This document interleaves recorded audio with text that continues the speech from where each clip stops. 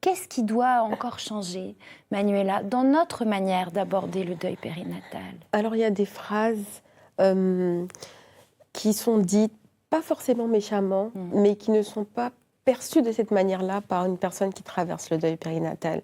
On ne peut pas dire à une femme qui vient de perdre son enfant: «Tu en auras d'autres» ou «Ce n'était qu'un fœtus», par exemple. Mmh. Ça part d'une bonne intention, j'ai envie de dire, parce que, ça veut minimiser la peine ou dire que c'est pas grave, on va y arriver. Mais quelqu'un qui vient de perdre un enfant n'a pas besoin d'entendre ce genre de paroles. Mmh. Elle a besoin de présence, d'amour. L'amour n'échoue jamais, par exemple. Mmh. Être là, être aux petits soins, faire des tâches, même être là, juste présente, sans même parler. Ce sont des manières de faire qui sont beaucoup plus simples et qui montrent plus l'affection que ce genre de phrases. Et quand vous intervenez auprès de professionnels, c'est quelque chose, enfin, ou même peu importe plus largement, les gens sont réceptifs, comprennent, entendent? Oui, parce ils ne partent pas du principe, ils ne se disent pas qu'ils font mal, en fait. Oui. Donc c'est plus une prise de conscience. Ah oui, d'accord, c'est perçu comme ça. Ah ben non, en fait, je voulais pas dire ça, moi. C'était plutôt le contraire que je voulais faire véhiculer comme message. Ah d'accord, ok, je ferai mieux.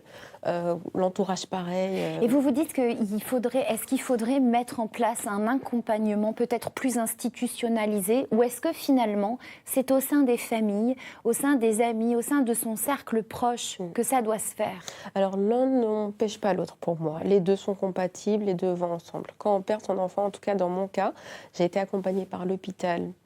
C'était des personnes très bienveillantes. Ça n'a pas empêché ma famille, mes proches de le faire à leur manière. Ce sont deux choses qui vont ensemble. Mm. Oui. Est-ce que vous avez le sentiment, du coup, que la parole se libère et que ça évolue dans le bon sens? Oui.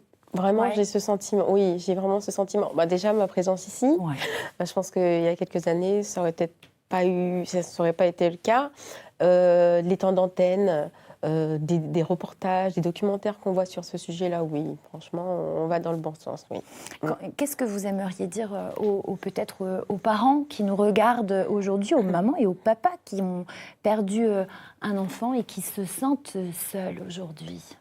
Je veux leur dire que perdre un enfant fait partie du top 3 des épreuves de la vie, hein, selon des études. Ça veut dire qu'ils ont été vraiment dans le dur, ils ont vraiment vécu quelque chose de très, très, très difficile. C'est quelque chose qu'on n'oublie pas, qu'on ne peut pas effacer. Mais on a le choix, tant qu'on vit, on peut espérer déjà, parce qu'on vit, ce qui n'est pas le cas pour quelqu'un qui est parti. Et la meilleure manière d'avoir en mémoire son enfant ou de vivre pour son enfant, c'est de prendre sa revanche sur la vie en vivant de la meilleure des manières. De faire tout ce que l'enfant aurait voulu, par exemple, de vivre comme si demain n'existait pas, parce que finalement, on ne sait pas ce qui va arriver demain. Et de vivre de la meilleure des manières. La peine est là, il faut prendre le temps de la traiter, il faut prendre le temps de guérir. On n'oublie pas, mais on peut être des personnes meilleures qu'on a été avant cette épreuve, oui.